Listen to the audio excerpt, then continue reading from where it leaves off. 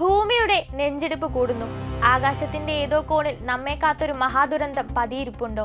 ഭാവനയല്ല, നാസയുടെ ഏറ്റവും പുതിയ വെളിപ്പെടുത്തലുകൾ ലോകത്തെ ഭീതിയിലാഴ്ത്തിയിരിക്കുകയാണ്. ഒരു വൻ നഗരത്തെ നിമിഷനേരം കൊണ്ട് ഭൂപടത്തിൽ നിന്ന് തുടച്ചു നീക്കാൻ ശേഷിയുള്ള ആയിരക്കണക്കിന് സിറ്റി കില്ലർ ചിഹ്നഗ്രഹങ്ങൾ നമുക്ക് ചുറ്റും കറങ്ങുന്നുണ്ടെന്ന ഞെട്ടിക്കുന്ന വിവരമാണ് ഇപ്പോൾ പുറത്തുവരുന്നത്. ബഹിരാകാശത്തെ നിഗൂഢ വേട്ടക്കാർ എപ്പോൾ വേണമെങ്കിലും ഭൂമിയെ ലക്ഷ്യമിട്ടേക്കാം. ഫിനിക്സിൽ നടന്ന അന്താരാഷ്ട്ര ശാസ്ത്ര സമ്മേളനത്തിലാണ് നാസ ഈ മുന്നറിയിപ്പ് നൽകിയത്. കുറഞ്ഞത് 140 മീറ്റർ വ്യാസമുള്ള ചിഹ്നഗ്രഹങ്ങളെയാണ് സിറ്റി കില്ലറുകൾ എന്ന് വിളിക്കുന്നത്. ഇവ ഭൂമിയെ മൊത്തമായി തകർക്കില്ലായിരിക്കാം, പക്ഷേ വീഴുന്നത് ഒരു നഗരത്തിലാണെങ്കിൽ അവിടെ ചാരമില്ലാതെ മറ്റൊന്നും അവശേഷിക്കില്ല.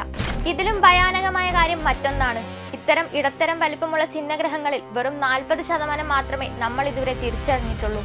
ബാക്കി 60% എവിടെയാണെന്നോ എന്ന് ഭൂമിയിൽ പതിക്കുമെന്നോ ആർക്കും അറിയില്ല.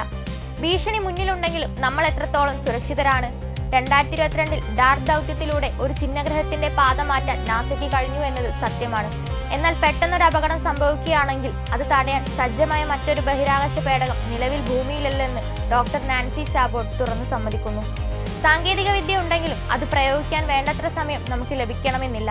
അതായത് ഈ നിമിഷം ഒരു സിറ്റി കില്ലർ ഭൂമിയെ ലക്ഷ്യമാക്കി വന്നാൽ നമുക്ക് നോക്കി നിൽക്കാനേ സാധിക്കൂ എന്നർത്ഥം.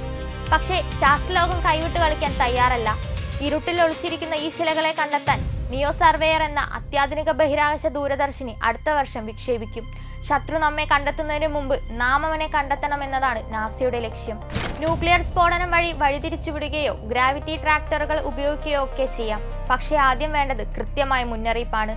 ബഹിരാകാശത്തെ നിശബ്ദ ഭീഷണികൾ നമുക്ക് നൽകുന്ന സന്ദേശം ഒന്നാണ്: നമ്മുടെ ഭൂമി എത്രത്തോളം ദുർബലമാണെന്ന്. 2024 YR4 പോലുള്ള ചിഹ്നഗ്രഹങ്ങൾ നമ്മെ ഓർമ്മിപ്പിക്കുന്നത് ജാഗ്രത കൈവിടരുതെന്നാണ്. ആകാശത്തെ നിഗൂഢ രഹസ്യങ്ങൾ ഓരോന്നായി ചുരുളഴിയുമ്പോൾ വരാനിരിക്കുന്ന ഏതൊരു ആഘാതത്തെയും നേരിടാൻ മനുഷ്യരാശി ഒന്നിച്ചു നിന്നേ മതിയാകൂ. കാരണം ഇത് നമ്മുടെ നിലനിൽപ്പിന്റെ പോരാട്ടമാണ്.